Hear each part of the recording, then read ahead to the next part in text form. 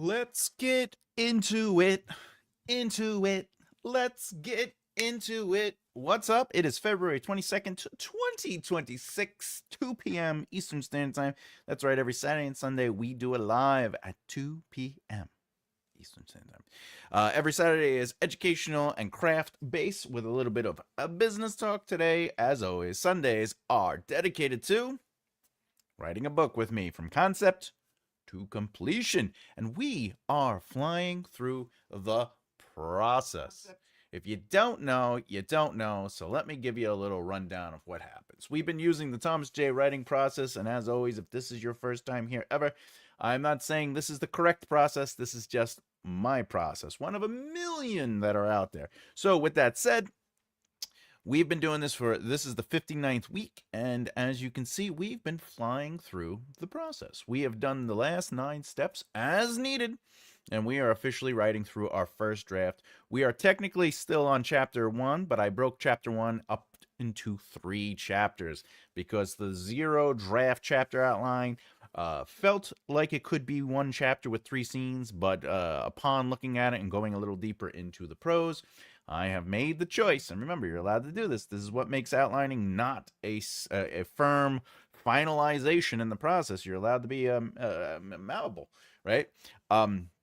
So I made the choice as a writer to break that first chapter up into 3 chapters. Okay, so before we get into everything, let me do my hellos, and let's get into the reality of this episode. I'm stuck under my cat. Hey, what's up, flowers? Welcome. And now you're stuck here, though. You have to watch forever now. Ooh, ciao bella. What? Oh, thanks for the vote. Speaking of the vote, let's get that out of the way. There is a poll. We will go over it at the end of the hour. Can you read in your genre while writing? We have 4 choices. We have yes, of course, it inspires me. Then we have no, I end up copying the voice. Then we have I stop reading entirely. And of course, the final one is I read outside my genre as I write. There are no wrong answers. It's just something fun we get to do and play around with. Other than that, left hand. Oh, your left hand is free. That's a bloop, bloop, bloop, bloop. Hey, what's up, Laura? Yeah. Love the default photo in your profile. SB. All right, Diana. Hello. Turns out my genre isn't really my genre. Hey, it happens. It happens. Hey, it happens. Hi, guess what? Chicken butt. What is up, Hannah Hart? Let us know. Tell us what is what. All right. What do we got? Oh, happy set. Hey, what's up, Melos? Always, my good buddy. All right. For anyone who's watching, like I said, we are working on the first draft. I am technically on chapter 1.2, and again, just to clarify, I broke chapter 1 up into 3 chapters. Instead of going back and renaming all the files, because I actually lay out the files in Google Docs, as you know, if you've been following along. And they're basically chapter 1 through whatever we have. I think we had about 27 chapters, and then I had to break up some while doing the 0 draft. Right, so the 0 draft led to me making a few extra chapters as well. Let me see if I remember what those are. So 19 had to get broken up into 2 chapters. 14 had to get broken up into 2 chapters. 12 had to get broken up into 2 chapters. And chapter 7 had to get broken up into 2 chapters.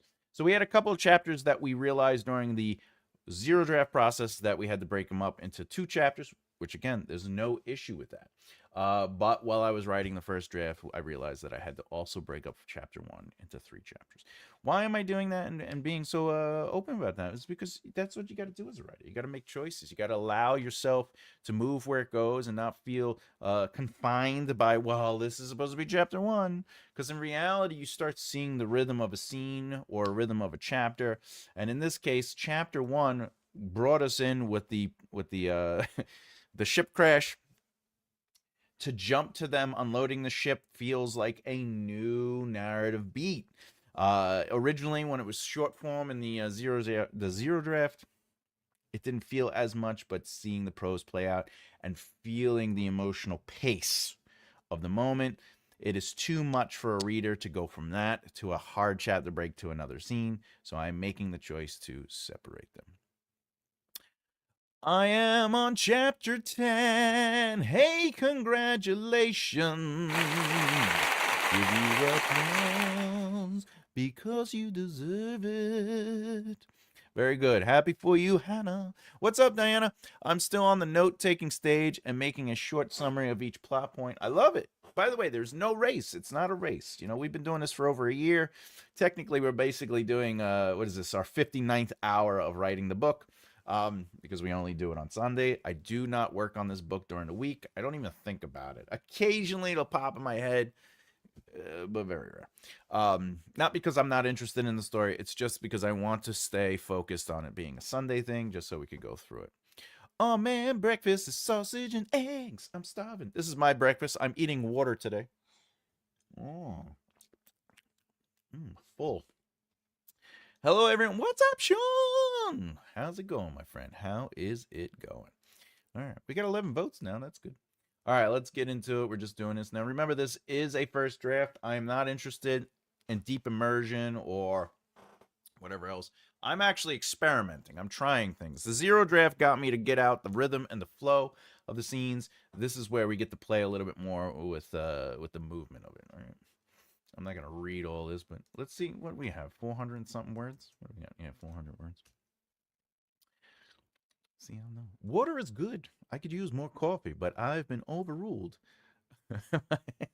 Returnal unit. That's funny. All right. Let's get into it. Give them time. They're getting quicker and quicker and quicker. What do we got here? I have been writing every day after I get home from work and not being on an iPad after I read the Bible. So that's why I'm this far into my story. Wonderful. I'm very proud of you, Hannah Hart. SB says, I was reading a great book by one of my favorite authors, Thomas J. Bellezza. No, just kidding. And I think I came across an error, which leads me to my question. What should an author do if they find a mistake after publishing? There's a couple things you could do. If it's a spelling error or, you know, you're a little upset with a grammar, you could technically, definitely within the publishing world, if it's self-published, and I know that they will do it in, if it really, really affects it in traditionally published, they just change the file. Because ultimately, you just have to correct it, redo the PDF, and pop it up. You don't have to recopyright anything unless you're changing the structure. So if you decided to add new chapters after you publish or take out chapters or rearrange scenes, now you're looking in a little bit more work. Not that you can't do it, but The Hobbit was something that was published. And then years later, after Lord of the Rings was released and broken up into 3 books, because originally it was 1 book, and they did Fellowship, Two Towers, and The King, right? The Return of the King. Tolkien realized that the tone of Gollum's motivations had changed from the Lord of the Rings, and therefore he went back and rewrote The Hobbit. There's a really interesting annotation in the book of the newer version of it, which obviously is now old. But when they re-released it, they were saying that it was a different take on it, right? Because it was told differently through the perspective of the author, which was technically Bilbo. So it's a really interesting thing that he did to sort of allow it to feel part of the narrative. But you're allowed to. Frankenstein was rewritten, not rewritten completely, but it was adjusted and changed. Books from famous authors that are successful books have been adjusted, especially books that have been from authors that are long past dead, and the context or the content within that book is a little maybe questionable. So, you know, family members or the estate have agreed to change certain terminology, which is completely understandable. So the real quick answer is, if you make a mistake or you find something that's misspelled or something like that, it's okay to change it up after the fact. In fact, there's a couple of misspelled words in my book that I released, the 27 plot point outline, and I had a lovely collection of people, of close friends, reach out to me and go, hey, you put the apostrophe after the s, before the s instead of after the s. There shouldn't be an apostrophe. I fixed that. So I fixed all the little tiny things. It's not a real major thing. It happens. In fact, I was talking to a friend the other day. I won't mention the name, but they are a successful self published. They are a successful traditionally published author, and it went through all the ranks. It went through editors. It went through line editors. It went through copy editors. Even the author themselves, who is an editor, went through it. The publishing company went through it. All these levels of a traditionally published book. And the author asked to read the book one more time before publishing it. And they found some little inconsistencies. So certain names had a little bit of adjustment, maybe the terminology of how, I don't want to give away what it was, but ultimately it was like a word that kept kind of switching from this variation to that variation and something like that.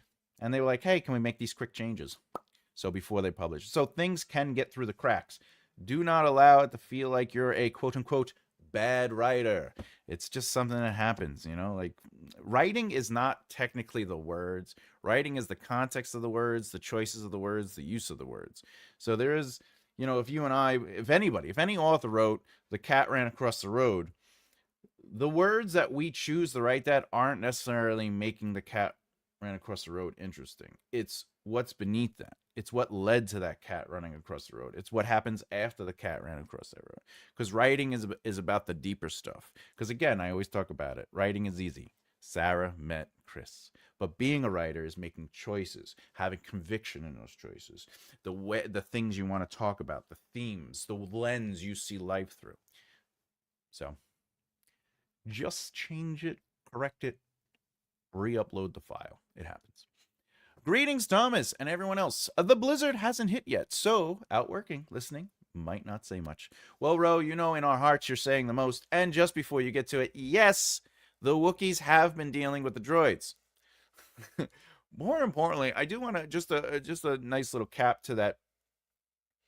Uh, it is something that, you know, I've read books from like big names, and it's just like a couple misspelled words, or you know, the other thing is like maybe there's a misspelled word, right, that is supposed to be misspelled because a character's saying it weird, or they are having trouble saying the word as a character, and then like maybe the editor changes that, but then the writer is like, hey, no, it's supposed to be like that. So then later when it's not supposed to be like that, and they're editing that character's dialogue, and they just leave the misspelled words, like really it's a back and forth thing, and writing is a craft. It takes time, it takes effort. All right, let's get into it. Let's get into it. Yeah.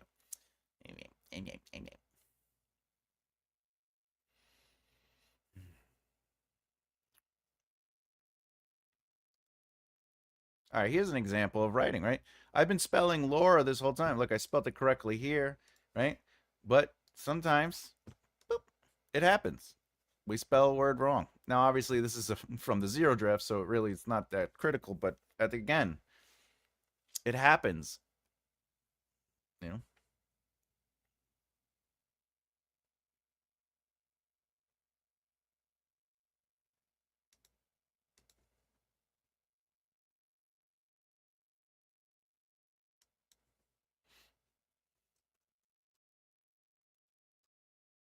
Laura. No.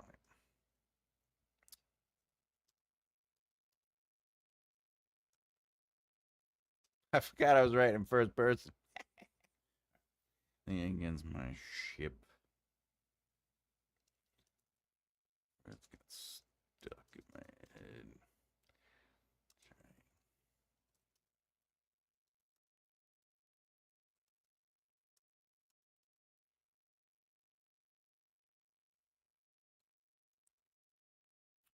Actually, you know what? Trying to get my idea out.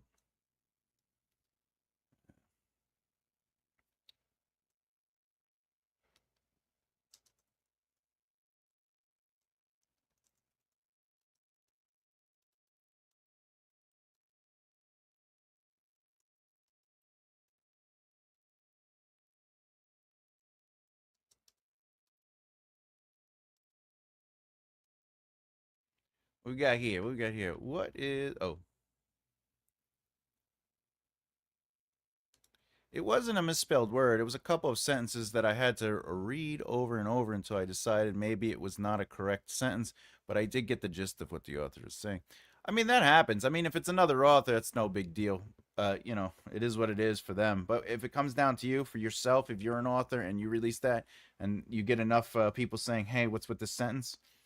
It's okay to change that and update it. And he doesn't change my mind about the author and one bit. So 6767. Oh, well, 6 7 6 is like it doesn't matter. Like it's like whatever. It's nothing. 6 7 is nothing. It's 6 7. 6 7 6 7. It's very funny. And he doesn't change my mind about the author. Oh, that's good. That's good. When you say it doesn't, are you saying realizing this about their sentences doesn't change? Like you're still like I like the author. It's just something that you noticed. Like, what does it mean? 6767. Saying, I was told. Yeah, it's like it has no 6767 meaning as per the slang is. It's a viral Gen Alpha and Gen Z slang term that basically means nonsensical or brain rot. It's nothing. It's a dot dot. It's like 6 7. Very interesting. Very interesting. I hate that meme. It's a plague of mankind. Correct. No notes. All right. All right. Leaning against my ship, the words got stuck in my head, trying my hardest to get the ideas out. All right.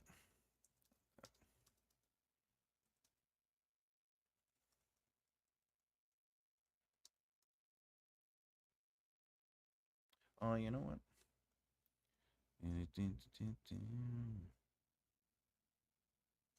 want to get rid of this. I'm trying to avoid the exactly, it's brain rot. I'm too old for that. They're saying, we got a lot. I missed a whole bunch of stuff. What I miss? Also, hi, chat and Thomas. What is up, Angel Faye? Didn't miss much yet. We're kind of just starting. That mistake doesn't change my mind about the other. That's what I was figuring. I was just asking for clarity. They're saying the thing. They are. I'm too old for that. Exactly. It's brain rot. All right. The reason I just erased that, I'm trying to avoid the first person sounding like they're talking to an audience. That's just again, that's a preference for me. I don't like reading first person where it sounds like they're talking directly to the reader, because then it might as well just be omniscient. I'm trying to keep it active within the moment. So there's a couple little things that I feel are doing that. But again, this is supposed to be a zero draft. I should just be writing through it and just worry about that later. Just saying this, but if you are a Christian, you will know what 6 7 really means. Dun dun dun. Well, according to the Bible, it's often associated with Psalm 6 7, which, if we know, is God's blessing and mercy. But not that I am a Christian, but it's interesting to understand that it is God's grace. Psalms 6 7. 6 7. I'm more of an Exodus book. I like Exodus mostly because Moses. All right. However, in Matthew, we learn that Jesus walked on water to save Peter from drowning in the desert. So I'm a little confused there. All right. I'm a Christian, and I don't know what that means. Well, now you do. All right, let's just get into the writing. Leaning against my ship, the words got stuck in my head. Trying my hardest to get this damn idea.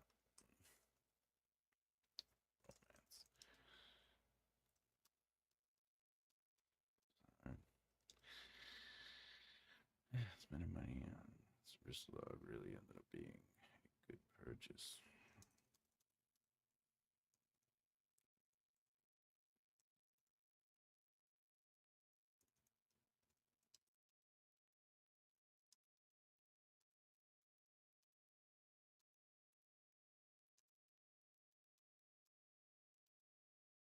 Okay. Ooh. Also, I have a stream today as my parents came to stay the night. Well, tell your parents we said hola, como esta, ciao, salve. Hannah is correct. It has an alternative meaning than the slang vernacular. Did I get the vernacular wrong, or was I wrong? Was I Psalm 6:7?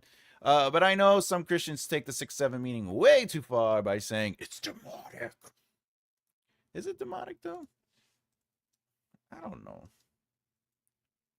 Is it demonic? I thought it was God's grace. Let's see. Let's see. Rumors circulating on. Oh, it's social media. I'm going from when my mom used to take me to church all the time, Catholic church, claiming. No, I don't agree with that. That's just me though.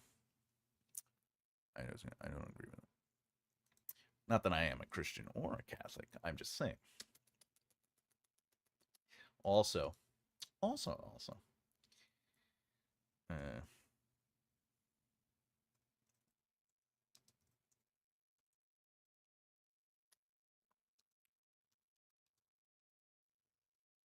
how?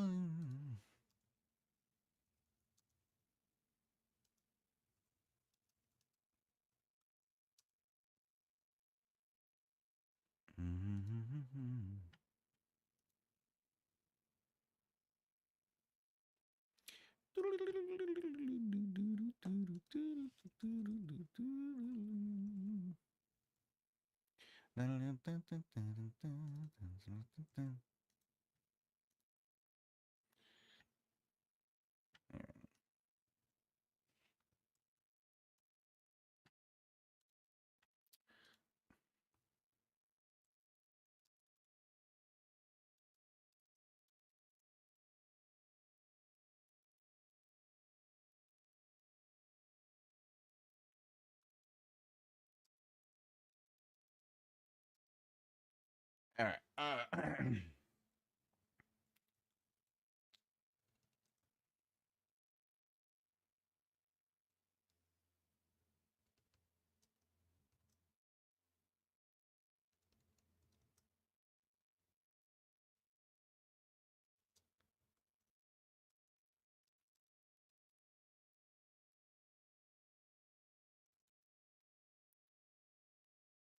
All right.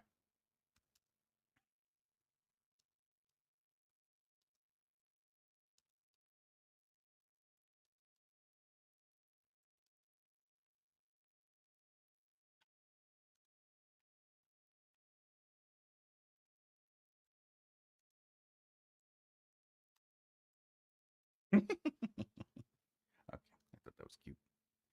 Some people take it a little too far. All right, so what did I do there? I'm working on this little beat right here where she's leaning on there. She's writing some ideas down for her romance novel. Again, this is a first draft, so I'm just trying to get through the beat. It should be an easy word, so definitely is a word that I have trouble spelling. But I thought it was funny that he's laughing at her like, "Ah, you don't know how to spell it," and then he's like DEF, and he's like, "I don't know." So then this is what writers do sometimes. We can't think of a word, so then we just erase it and just use something more simple. So she's like, I deleted the idea and replaced it without a doubt. All right. I think I'm going to do this. That may make sense. Or, here we go. All right. And then let's see.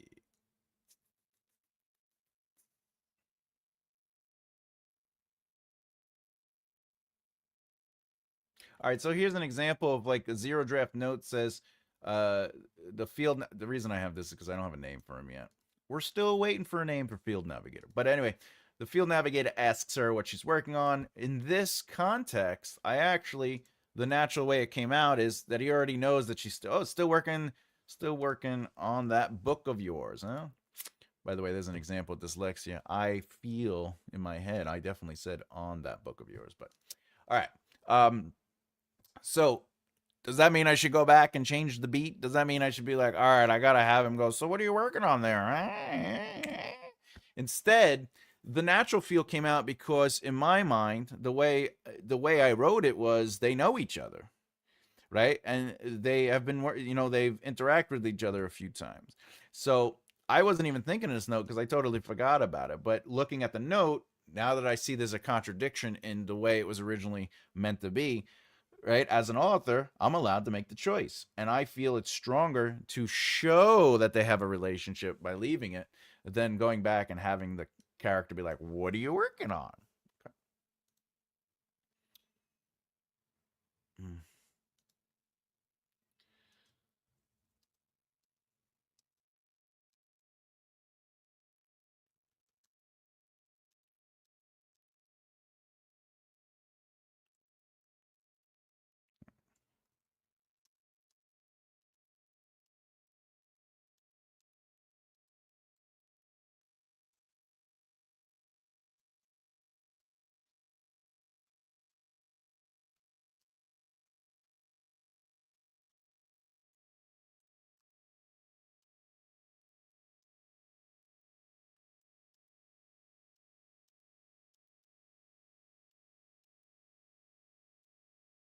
What do we call it?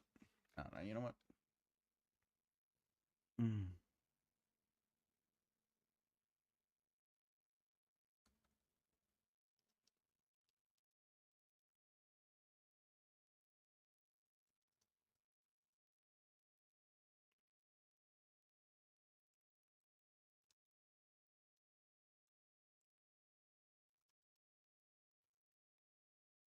Hey, bang. Now, what are we doing? What did I just do there? What did I just do there? So, obviously, it's a first draft. So, as I'm writing the book and as I'm learning characters and I go back and in the second draft, I'm going to clean it up.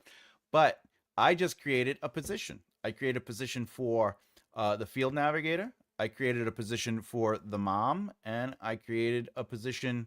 Well, actually, here's two positions for the field navigator. And here's a position for her. So, this is why it's a damn hobby more than anything. So the position is she has doubt in herself. She doesn't really feel she can do it. Uh, you'll get there, Laura. You're a smart kid. That's a position the field navigator sees. This is what he sees in her. His position is that Laura is a smart kid, right? And then she says mom thinks it's a dream. So now we know mom's position on Laura's idea to be a writer. Okay. And then we learn that the field navigator's position on Laura being a smart kid has nothing to do with his position on art. There's no money in art. Why is this important? Because they're not outright saying, my mom doesn't believe in me. Or, or Laura's not saying, I don't believe in myself enough anyway, so I just do this for fun, right? There's subtext to it. But more importantly, because this is act one, I got cat hair all over my face. She was like loving on me. so, what's happening is this is act one. So by establishing these positions, and obviously I still have more chapters in act one, and I can continue to build on these positions, which I will. Obviously, once the parents come in, we'll be able to get a little bit more nuance on it. But once we establish a firm reality on those positions, what does that allow us to do in act two? Challenge those positions. So if Laura doesn't have belief in herself in her writing, there are other ways we can go to it. But if you're stuck on it going, all right, I created a position, or technically the romance novel idea is an arc, right? It may not be the main central arc, but it's an arc. But as a writer, you can say, all right, I'm seeing her position on the arc. She doesn't have confidence in it. She thinks it's just a hobby because she feels she's not good enough. So now the challenge is maybe she is good enough, right? Or the challenge is maybe she isn't good enough and she's being shown things that are saying she isn't good enough. But how does she react to that? Does she accept that she's not good enough, or does she keep going? Does she push towards it? Does she not care that it's not good enough, that she'll eventually get there? All right. And then obviously act three would challenge it again, but in a sense to resolve it. And obviously we learn, based on following the series, the zero draft, we learn that she ends up starting the book at the end of this book. She sits down and she starts writing the romance book. But my point is, whenever you come up with a position and the clearer it becomes to you by the time you reach act two and you understand what those positions are, is start coming up with ideas if you don't have them to just challenge them. And those challenges could be anything you want. The only thing you can't be is that there is no challenge, because then smooth sailing, and smooth sailing doesn't lead anywhere. Smooth sailing, we don't learn anything about characters. That doesn't mean you can't be like, Like, for example, if a character believes they are a great swords person, uh, in Act 2, the easy form of challenge is they fight someone who's better than them. And then they realize, oh, I have to get better at fighting with a sword to beat this person. That's like a simple ammo. But the other one is maybe they are good and they outfight the person who is supposed to be better than them. And now they're like, haha, I am good. But the challenge would be the consequence. Now that that person lost, they're like, I can't fight. The antagonist cannot fight the protagonist one-on-one. So they're going to bring more people. So now they made it so that the next challenge. So yeah, they won.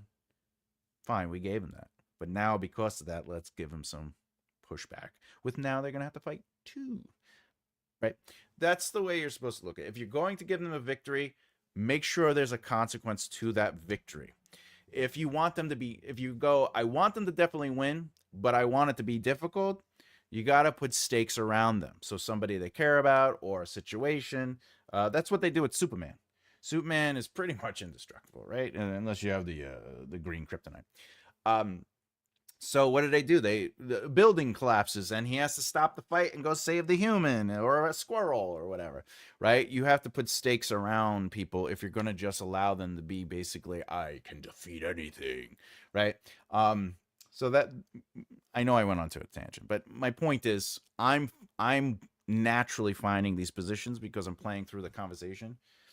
And just so you know, as a writer, you don't necessarily have to see them right away. It's just as I'm writing it, I'm going, oh, these are positions. Let me talk about it. Let me talk about what a position is. So there you go. There you go. All right, what we got here? Oh, Rose says, words and phrases oftentimes have more than one meaning. Correct. I agree with that. It doesn't make them not mean both things any less just because people would prefer they do or don't. The key is likely more about using it in context as much as possible. Well, yeah, there is so that your intentions and meaning is clear to those receiving. I agree with that, Ro. In fact, when it comes to writing, and I know you're not talking about, you're talking about the greater philosophical reality of it. But yeah, even when you're writing, you have to remember the perception. This is the thing about first person, third person limited, and third person omniscient.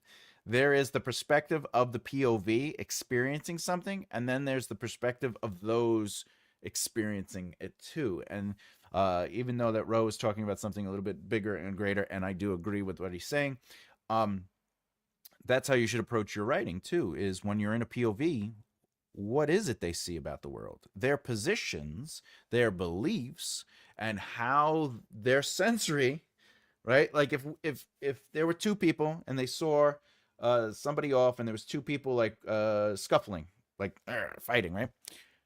And we see them, we're both going to see that differently, right? And you might say, but how, Tom? They're just fighting. Well, what if they're just buddies, like play fighting? They're not actually angry. It's just them being silly. What if, how do you know that? Well, you have to ask follow-ups. You have to, what is the visual representation? There's this really good picture of one of the princes of England, and it looks like he's giving the finger, but his hand is like this or whatever. I forget what he's actually doing, but he's not doing the finger, but it's a side shot, and then they show the front shot, and he's doing something different. What is it? Prince giving the finger, but it's not photo. Right? It's yeah. Oh, he's doing this. He's doing this, right? But from the side, it looks like he's doing this, like he's giving the finger. And that is, if you approach your writing like that through POVs, that actually gives you a chance to re-examine different scenes or the same scene from different POVs. So when they say add information, it's not just they're seeing the same thing, they're perceiving it different. So that's a way if you could do that. So if 2 characters are walking into a convenience store, obviously the same things are going to happen, but allow those same things to be filtered through a new perspective. So that's something to think about. I never saw Superman save a squirrel. James Gunn's Superman saves a squirrel in the new Superman, whatever. Is it just called Superman? Oh yeah, the sequel's going to be Man of Tomorrow. Yeah, James Gunn's Superman. He saves a squirrel randomly. All right. He waved. People.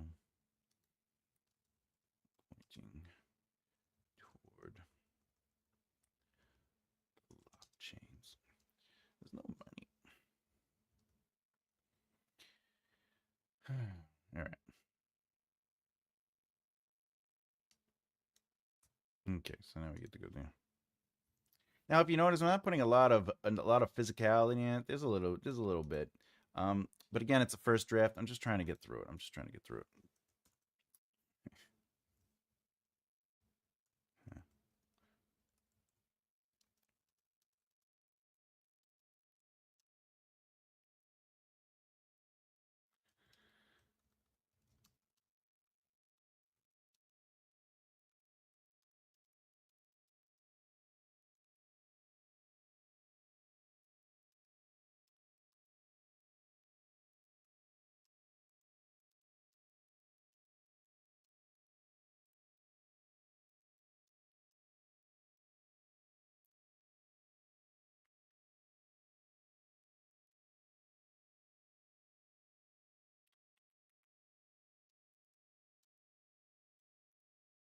Gotta get a better name for this guy. The field agent.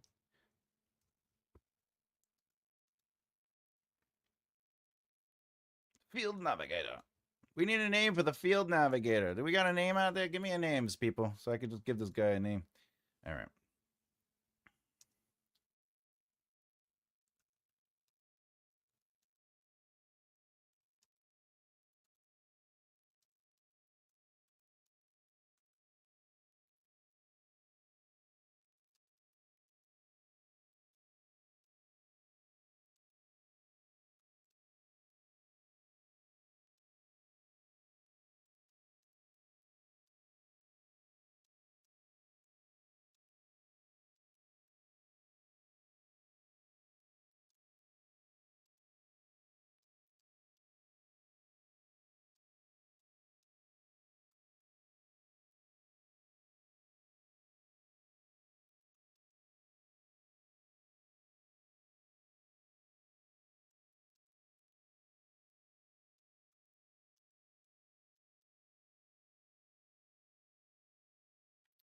Zax and Felix.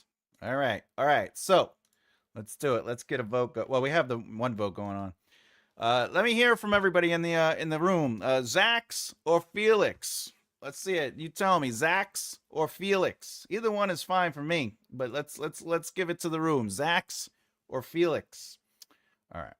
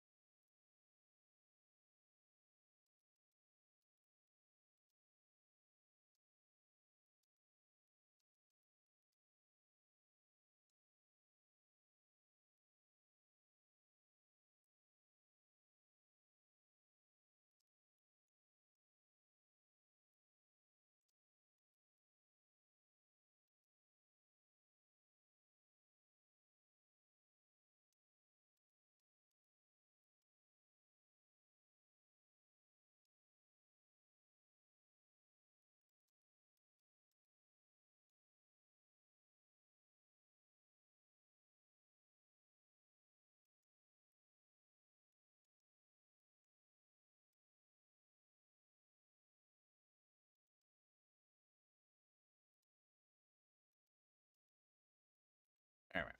What we got? Okay, we got some. We got Zax, Felix, Zax. Oh, we got. We'll count the originals. Oh, Felix Zax. All right, Diana's putting some. She's putting some real thought into that. I like it. Felix. I feel like I don't hear that name enough. Felix Zax. We got two for Felix Zax. Maybe we could do it. Belzax. Belzax. It's kind of funny. I like that. You know what? I think we're gonna go with Felicia Zax. Felicia Zax. Well, the field navigator is gonna be a dude, but I like the combination of the two. I think that's a good. Let's do it. Let's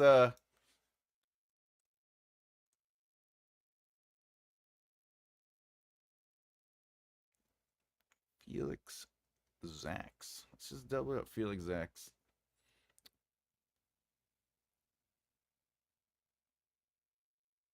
Felix Zax is good, right? Yeah, all right. That's solid. Let's go up here. Boop, boop, boop, boop, boop, boop, boop. See, and I just find the red. Felix Zax. There you go. All right.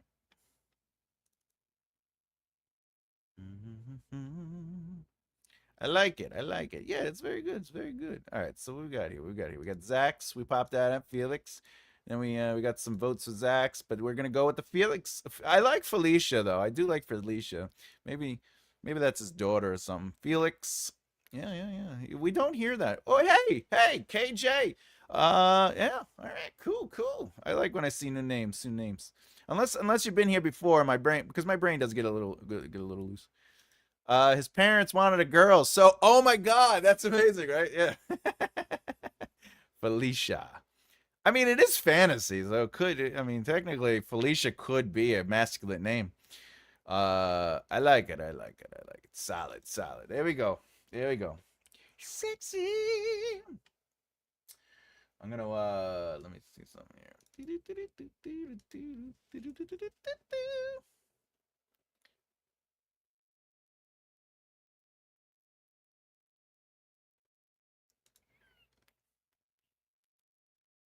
All right, I was just looking at the. I'm gonna have to go to chapter one and change it up, but all right.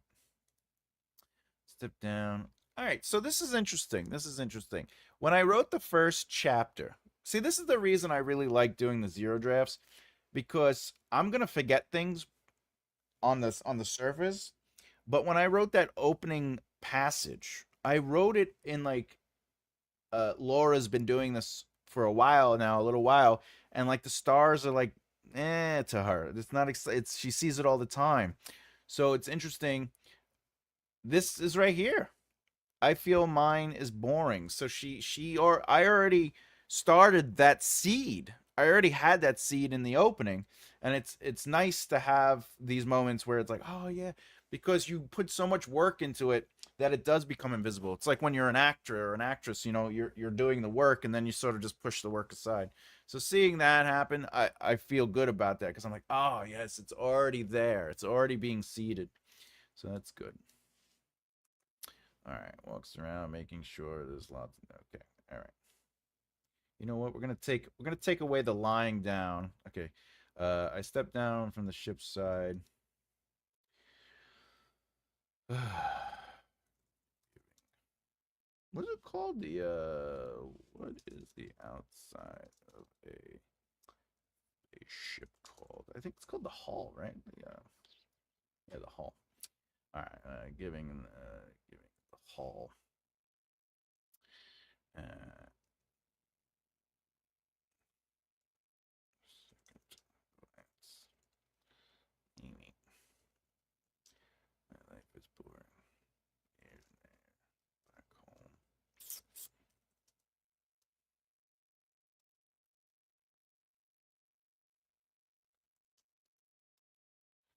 Now, this is something I'm just writing as the first draft. All right, Ro, I'll see you when you come back. Um, but in the second draft, maybe I'll go a little deeper into the small and large dents. Maybe, you know, but sometimes, again, sometimes you just want the pace to keep going. You don't always have to sit in moments. What would be the benefit of it? You know, she's sort of in her head anyway, and she is, according to this, she's checking it, right? So maybe, who knows? All right.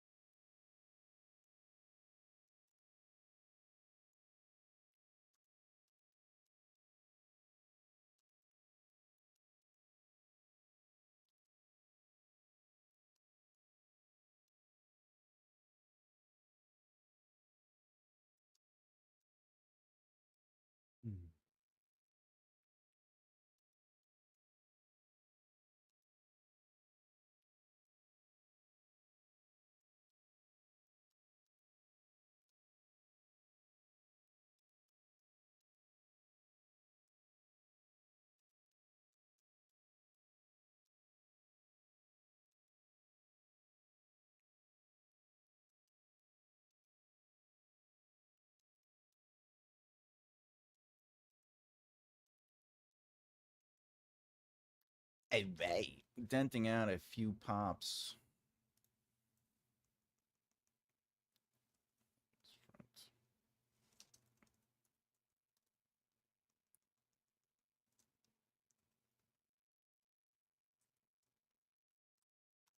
Okay. All right.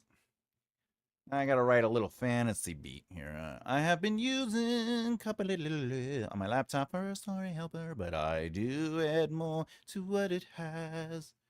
Copilot. What's Copilot? Copilot. Isn't that AI? Copilot. Oh yeah, it is.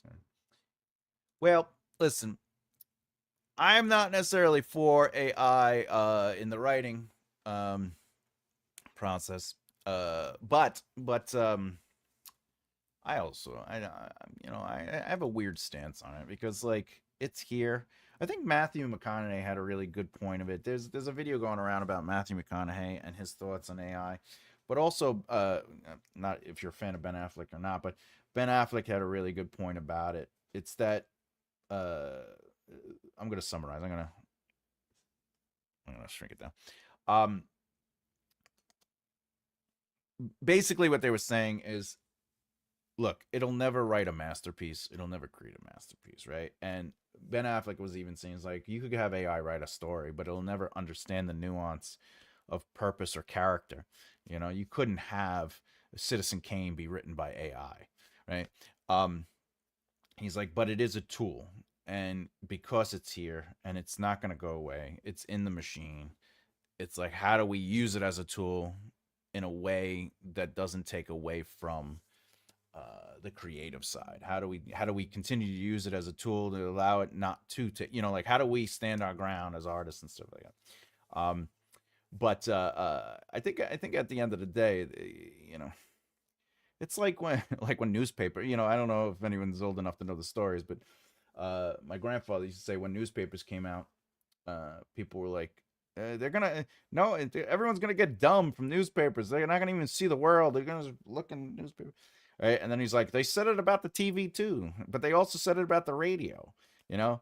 And then it was funny because like when phones came out, my dad would be like, he's like, oh, I wonder if people ever knew how far phones would come, where they're computers in your hand, and they were, now people don't even look at newspapers really. They exist, but like technology when it comes into our lives, it becomes overwhelming sometimes, and it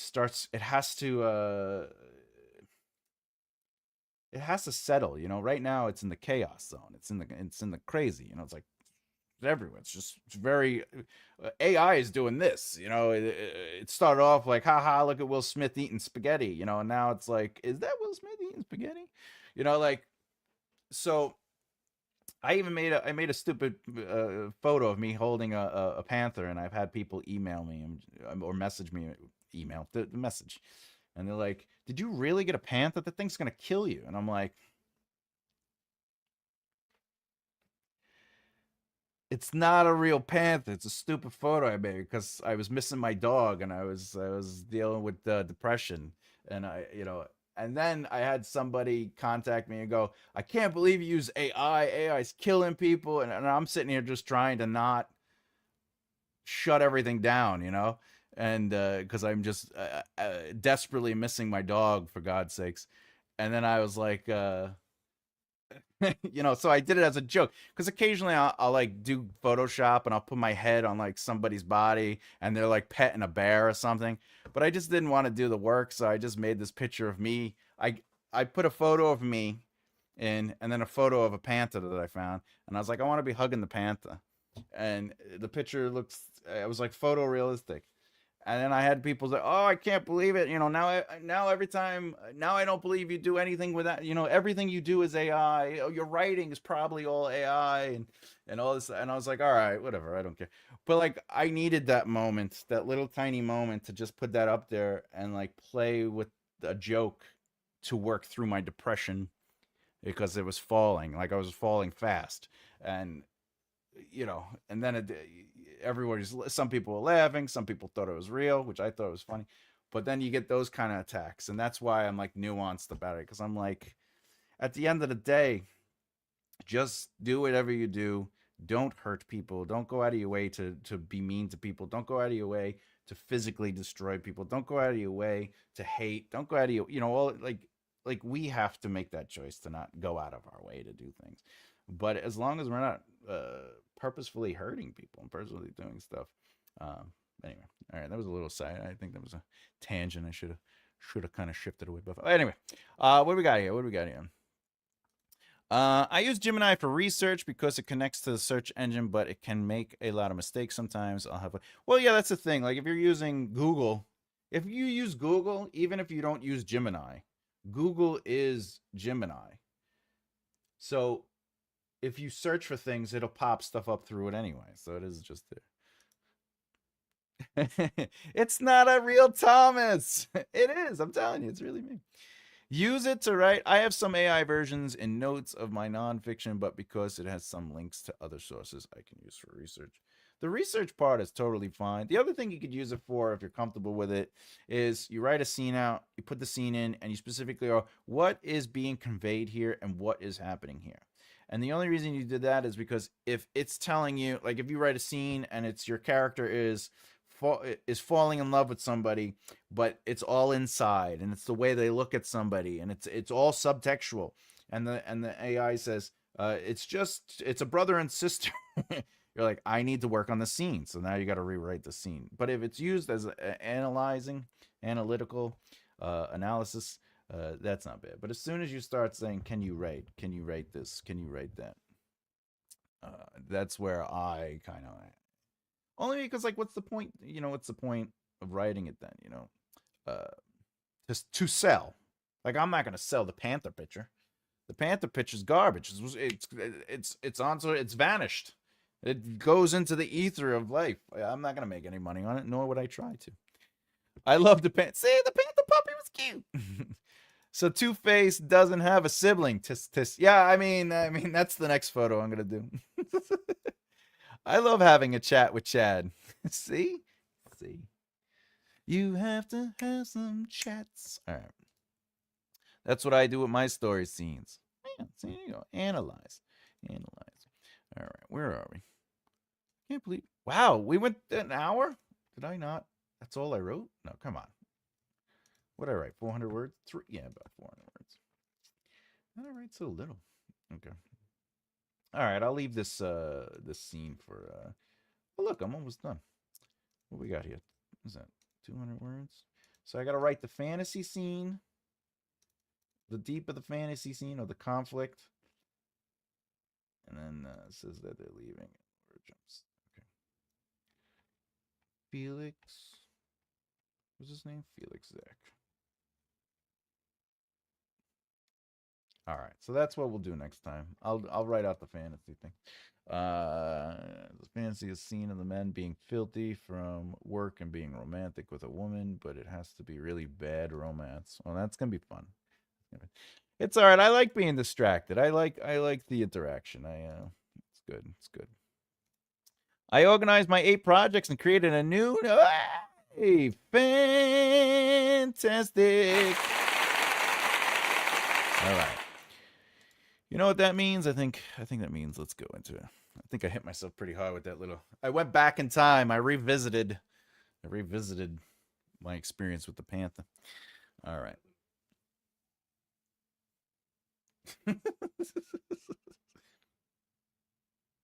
I feel it in me. Breathe it out, kid. Come on, man up. All right. Let's talk about can you read your genre while writing? Oh, by the way, if anyone has any questions about what I wrote or the scene I was working on today, please feel free to ask. Obviously, always. If you have questions about your own writing, this is the time. Give it to me. We love you, Thomas. I love you all. Trust me, this is it's very helpful to stay positive when I got all this love in this community. So. And that's B. You and I, we laugh, we have fun together too. So you're in my heart. All right.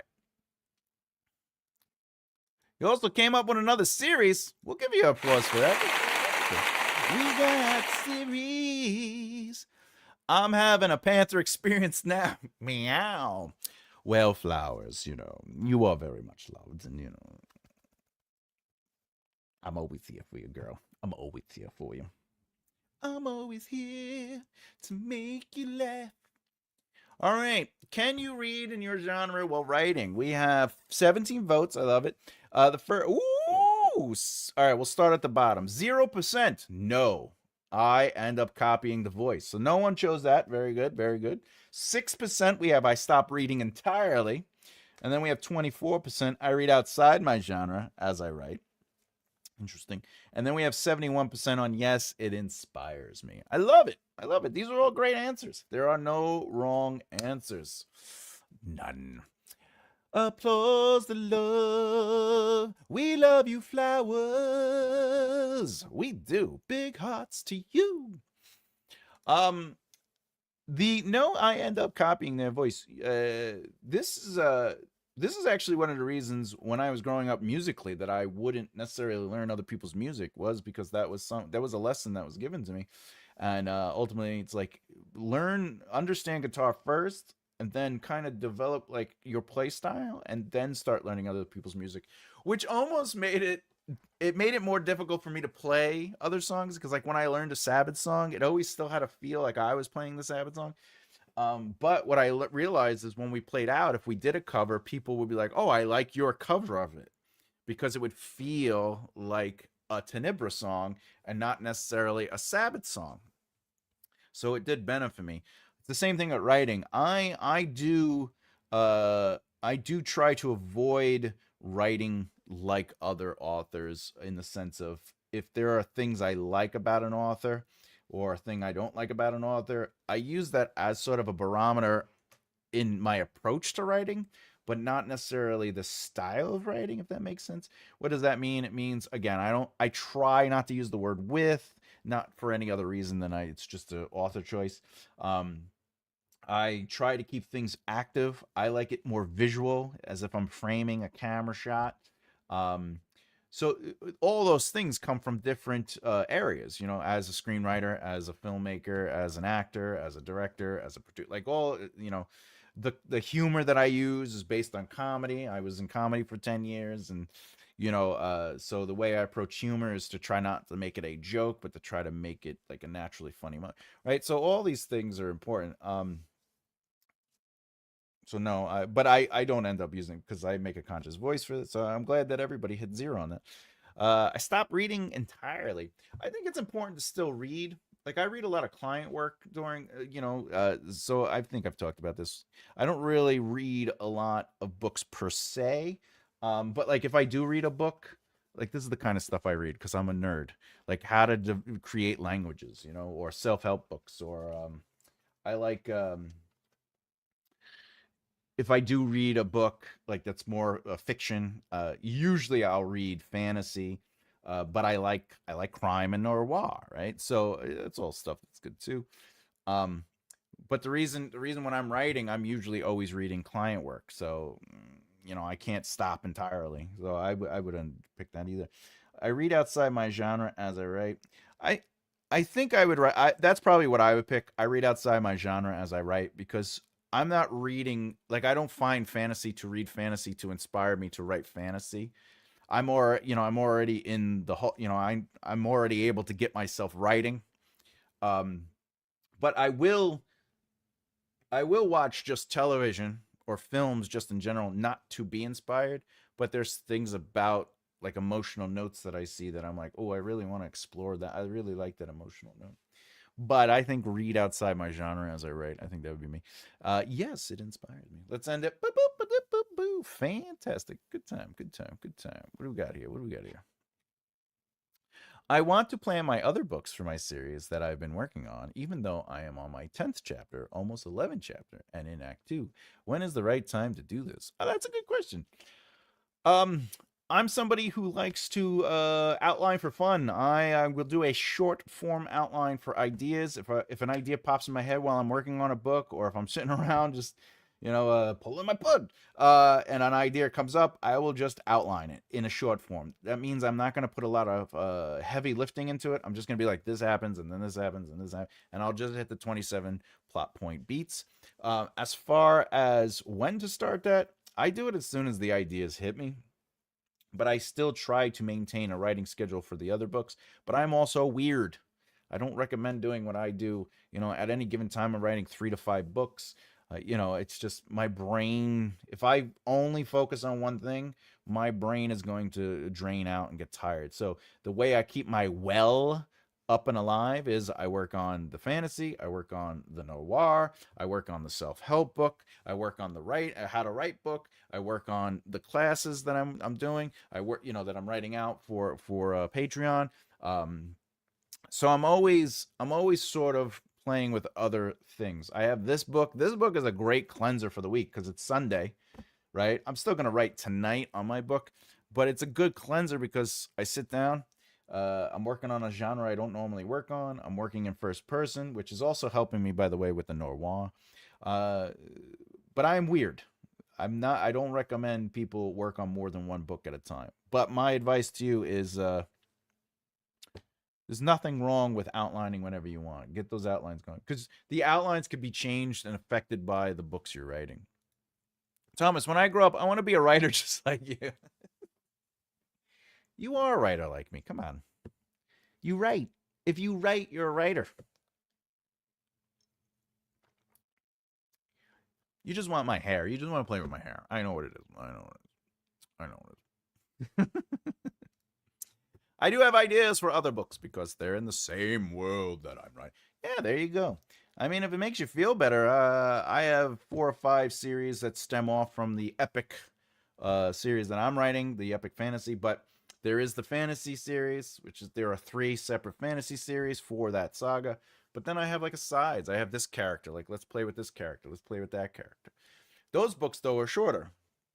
That's how I look at it. I go, you know what? I'll write more novella for this, or I'll write a shorter story for that, or I'll keep it streamlined. This will be 80,000 words or whatever the case is. So it's good. It's good to know that.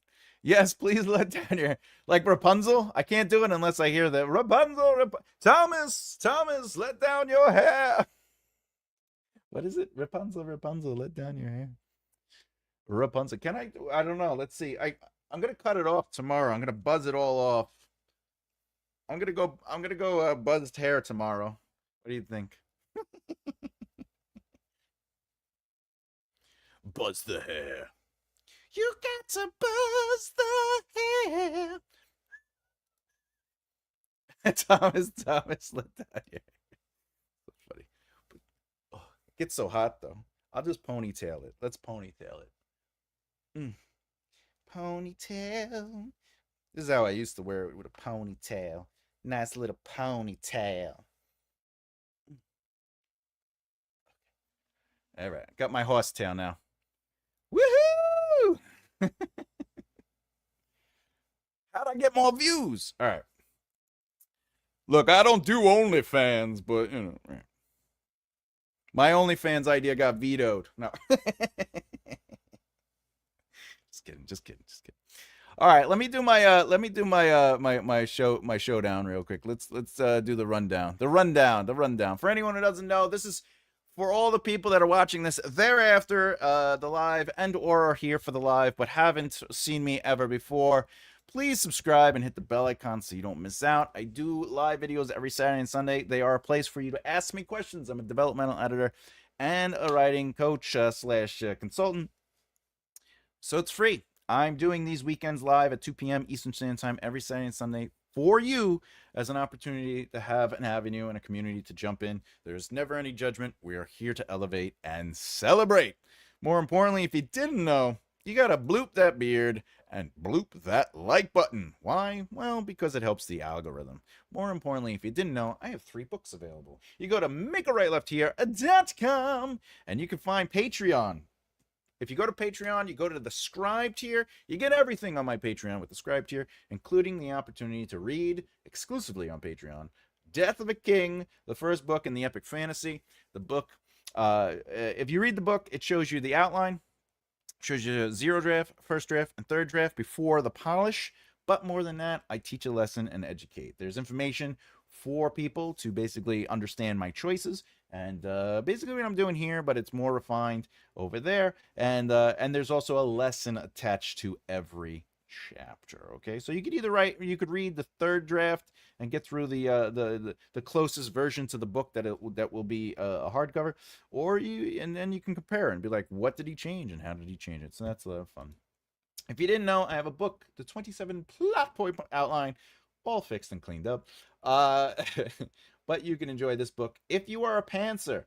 This book is definitely a book that will help you understand narrative. It is not just a how to outline book, though it is broken up into two parts. The first part is ultimately what is narrative and outline, and what are the beats, and understanding these beats you should be pantsing towards. And then the second book is basically my writing process, and I show people how to outline from short form to extended to the zero draft sexy book.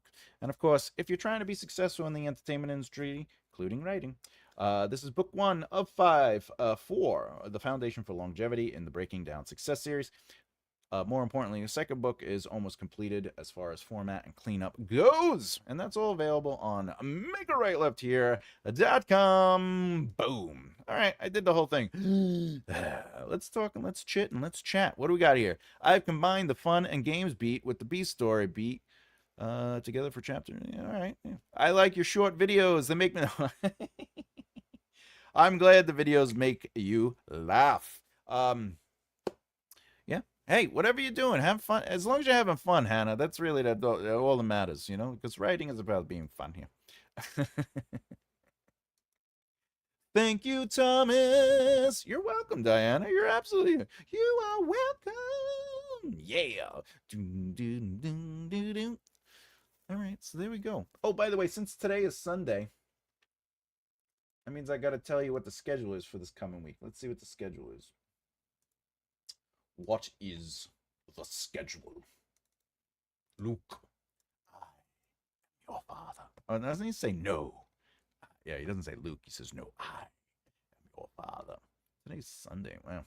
All right, this week, if you're out and about, remember, you can always check out the videos. We will be, Wednesday's pre-recorded video will be focused on plot point 11. If you don't know, that is the fun and games plot point of Act 2. So Hannah Hart was just talking about that. I go over the fun and games of plot point 11. There will be I got another request video. Thank you, by the way, to everyone who's sending me request videos. I love getting them, and I'm getting them out as fast as I can. We will have your novel could fail at this one spot. All right, so it's going to be talking about what really can make a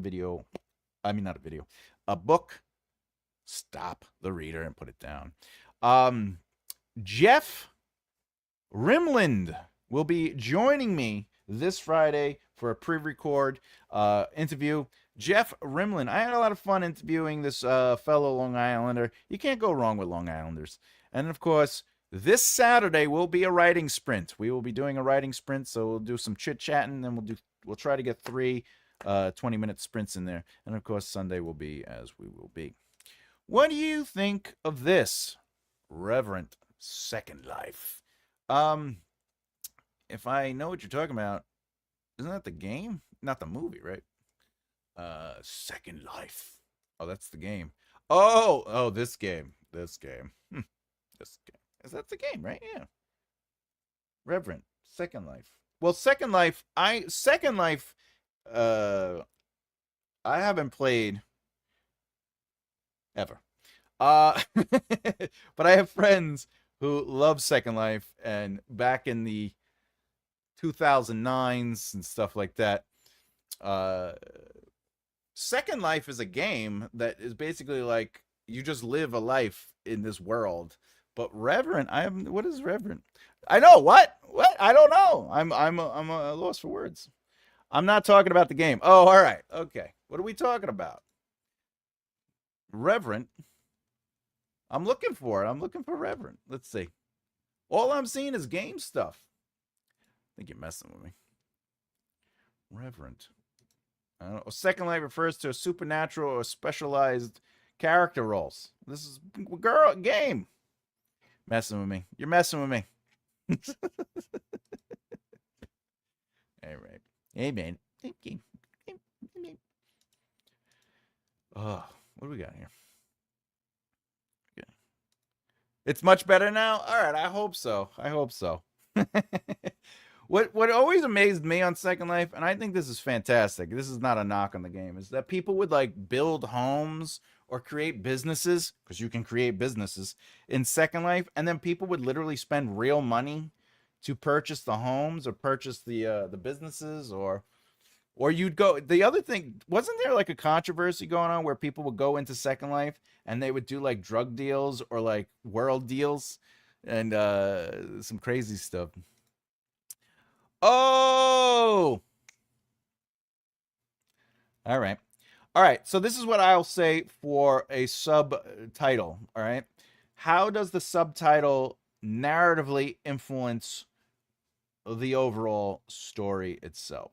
So what does Second Life connect to narrative? Obviously, you don't have to explain it on here because you'll give stuff away, but that is how I would look at it. As far as names go, like it might be a cool name. Like I like the way it sounds, Revenant, Second Life. Like it has a good name, a good feel to it. But even still, like Death of a King is very much it's because without that there would be no the novel wouldn't exist. Um, the next the next book in the series I don't really do subtitles except for the Roosevelt Files. The Roosevelt Files is called the Altar. It's called Altar of Lives. So it says Roosevelt Files and it says Altar of Lies. Um, and that's because the Altar of Lies it's the theme. It connects to the theme.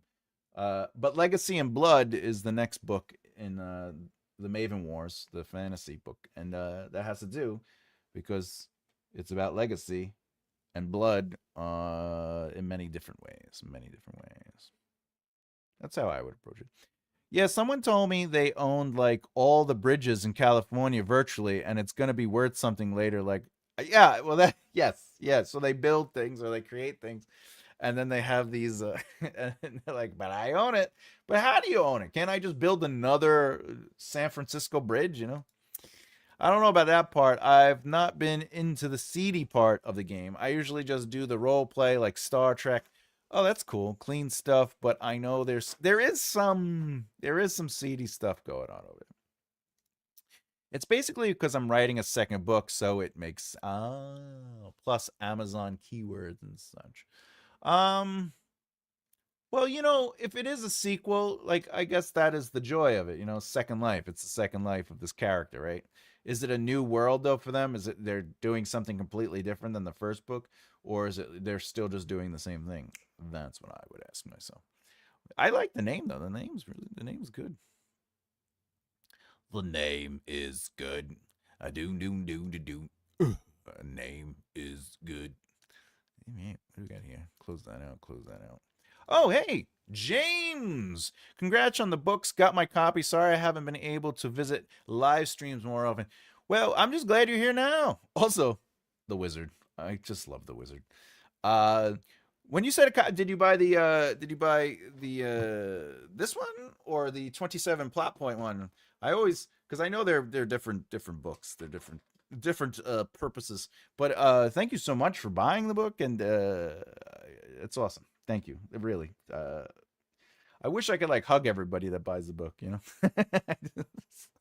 Thank you though. I don't have a name for the second yet. Oh, wait, is the first book called Reverend Second Life? Are you messing with me, Afghani? Are you messing with me? I love you, Afghani. Afghani. Oh, yeah, 27 pp. Oh, I'm glad you bought it. If you have questions, by the way, remember, James, you could always reach out to me, email me, or whatever you got to do. I'm always anyone who buys that book, you're allowed to reach out and say, hey, and listen, I read XYZ. Can you, I need a little. I'm here. I'm always here. I'm always here. Thomas, you seem to be missing some chats. Am I missing? Let me see.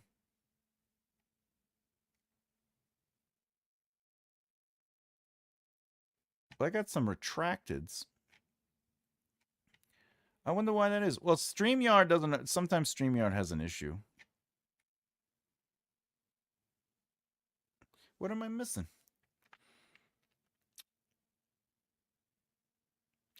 I'm thinking of adding a subplot to my. No, that came through. Yeah, I'm thinking of adding Second Life. I don't know. Hmm. Oh, we got here. Oh, sorta back. What's up, bro? Welcome back. Welcome back. Hey there, Beard.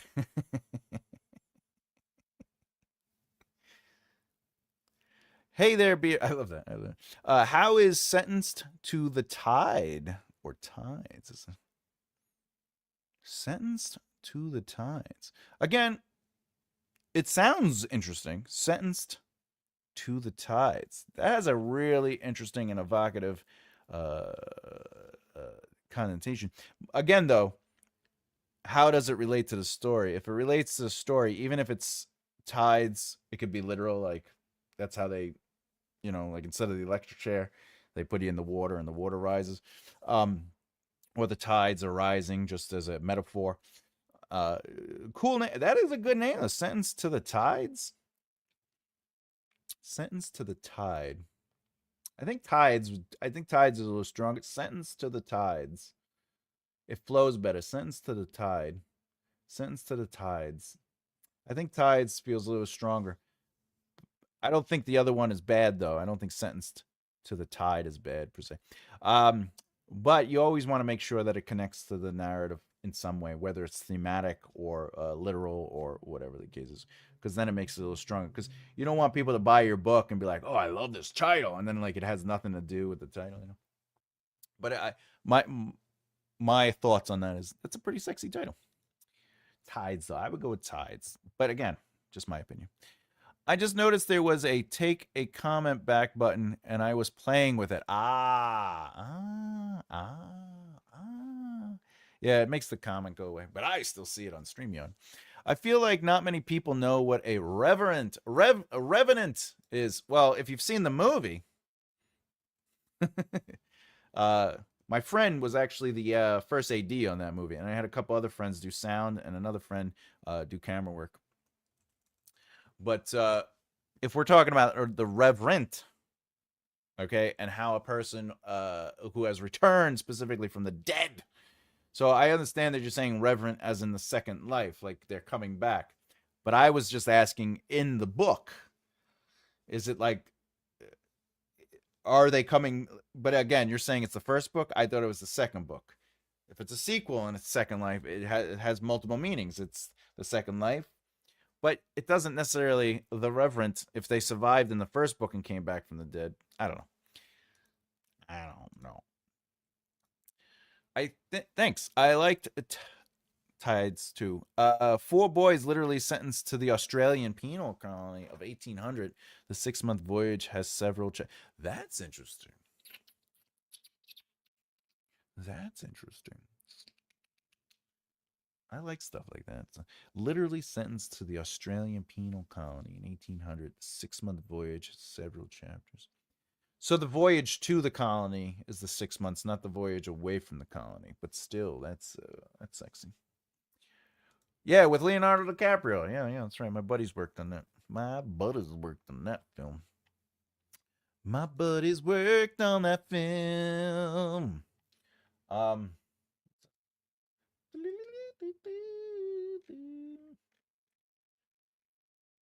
by the way, if anyone's interested, I'm flying through the noir book. I'm having a lot of fun with it. I'm only on the zero drafts though. I'm just writing through the zero drafts. But I did get a nice compliment. They were like, "You sure this is a zero draft?" And I go, "Yeah, because it's the zero draft. Can't be anything but the zero draft." Any questions? Let's do some questions before we call it a day. I know, no, I don't want to keep everybody. I know I get a lot of your love and support. Oh, what'd that come up? Oh yeah, remember subscribe and hit the bell icon. I hit the wrong button. Answering audience questions. Let's do it. Let's get into it. Is it fantasy? This is a great question. Danny, is it well? Oh yeah, because fantasy could still take place in our world, right? Yeah, for sure. Sure, for sure. I was just listening to somebody say that, and I'm not saying I disagree with this, but I kind of want to put it out there for the audience. What are your thoughts on this? Um, the position that the person made was fantasy is when magic is the technology, and science fiction is when technology is the magic. So basically, science fiction, like we can teleport. We could, beam me down, Scotty. The technology becomes the magic, but in fantasy, magic usually ends up becoming, and that's why when a story's like, how is Game of Thrones 2 or 3 thousand years old and they still haven't invented a damn train? And the reason is because if you have dragons, travel's there. If you can heal people, why would medicine? That's why like the Masons and stuff like that, their medicine isn't super advanced because there is like um so I agree with that. I think that's an interesting way to look at it. I'd love to hear your thoughts as an audience. That science fiction technology is the magic, but in fantasy, magic is the technology. So that's interesting. Content rating of your noirs. Content rating of your noirs. Content rating. Hey, Ro, can I'm happy to explain, answer questions, but oh, content. Are you asking me how violent it is? Is that what you're asking? Or are you asking like, is there inside it? I'll say this right now, there is no sexiness. There's no hey baby, what's up? Yeah, there's no I mean, you can't I mean, there's no sex, but there is maybe a booby. But there is the first book is a serial killer, so there is some blood. But it is remember, it is a fantasy thriller crime thriller noir. So basically, what does that mean? It's set in a fantasy world, which is the world that I have, but it's modernized. It is focused on the crime, but it's a cat and mouse thriller chase that has a nice little something something in there. And then it's noir style, so it's through first person, but it's also gritty and broken. Brokenness in the world. I would agree with that. Yeah, right? Like, because the magic becomes the solution, and that's why there's no elevation in the science. So I thought that was an interesting way to look at it. Well, either fantasy or science doesn't have to have magic. Well, yeah, but the magic in the sense of like fantasy has to have magic in it. It just doesn't have to be powerful magic, like you're saying. It doesn't have to be crazy. But the idea that magic exists becomes the thing that does what technology. Like, for example, we communicate with a phone, right? But if someone's like, I shall use the stone of speaking, and they're like, hey, Bob, are you over there? It's like, yes, I'm over here. And like in the rock is technology, technically, but it's magic. Whereas sci-fi is the same thing. Science fiction only exists because it's the technology doesn't exist to live in space or travel, so that becomes the tool of magic.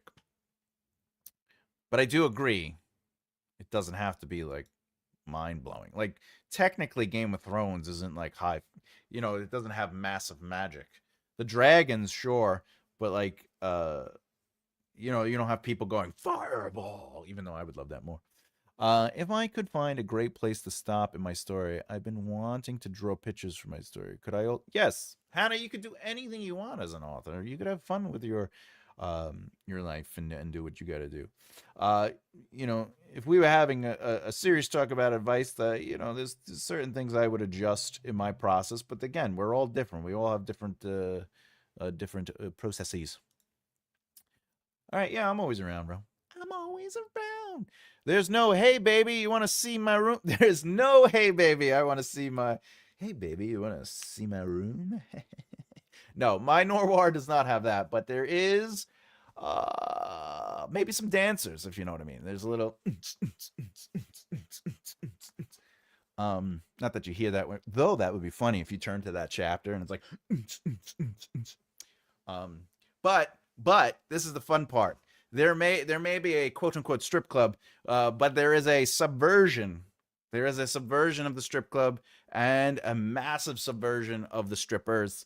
So what you may think it is ends up being something completely different. In the sense of, I'm very, very respectful to it in the sense of it has a Tom twist in it. When you're further along, do do do do do.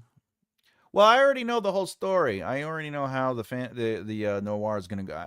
I did all the outlining. There's historical fantasy. Well, that's also true. The historical fantasy, but even historical fantasy has a sense of magic usually. You know, like for example, Outlander. Outlander has the magic of the stones. You know, going back and forth in time is technically magic. It's low magic. You know, it's not like fireballs. Even though I would like that more. Uh, Bob, don't use your fireball. We're in a small hallway, but we'll kill the orcs. Fireball. All right. Anyone know how to make good goodies? Oh, Google Docs less bright. It's blinding me today. Ooh. How do you make Google Docs less bright? You can go to dark mode, but I don't think that's what you're asking.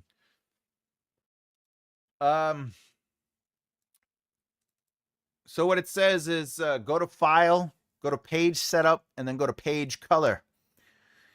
And then you could, let's see. That'll allow you to change the color itself, so you can make it grayer. This change applies to the document itself, not your view.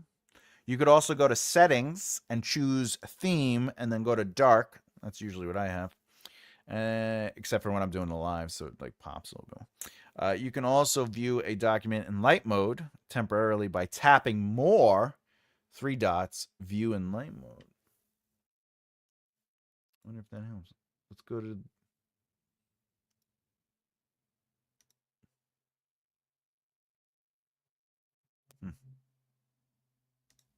Trying to find it for you. I'm trying to find it for you. Can't find it. I don't know, but I've been told you never slow down. You never... I can't find it. Anyway, I hope that helps. My story starts with the FBI investigation. I love it already. An art thief. Ooh, that turns into a hunt for the stalker serial killer by the end. And a happily ever after for the main protagonist, and open for another story with another MC. I love it. Everything about that's fun. Now, is the serial killer lactose intolerant? Lactose intolerant? Get it? Lactose because he's a serial killer. Oh. Okay. I control the gong. How did I get gonged? No, I love it. I love serial killers. I love stalkers. I like the hunt for a stalker. So I like that idea. Hunt for a stalker. Dim your screens. Oh yeah, you could do that too. You can dim the screen. You could do a night vision. Oh yeah, you could set up yeah, how do I set night screen for my computer? Yeah, so you can go to you go to settings, then you go to system, go to display, and then go to night light in Windows if you have Windows. If you have a Mac, you would go to system settings, displays, night shift. That's right. I totally forgot about that. Hannah Hot, thank you so much for that excellent help. Oh, yeah. Serial killer. Woo! The killer takes famous paintings. Wait a minute, Diana, are you telling me the serial killer does not take a random painting from some gallery down in the village from some unknown painter? Are you telling me they want to make money doing this? No. Imposes his victims in the... Oh, I like that. That's good. I like that. The killer takes famous paintings and poses his victims in the model's poses. That's sexy. That's sexy. I don't want to give away my noir, but I'm just saying. My killer's a little crazy. And he's a religious fanatic. Ooh, Diana, scary. Yeah, it is scary. That is scary. I like it. I like it. You see what I just did there? I like it. In fact, I'm going to give you one of these. Get a nice applause, because you're amazing.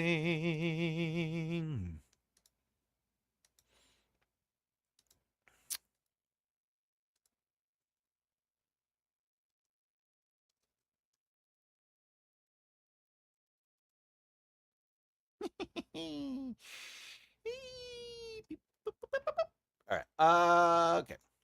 All right. Other than that, I think we're done. I think we had a good day. I think we did good today. We got some writing done.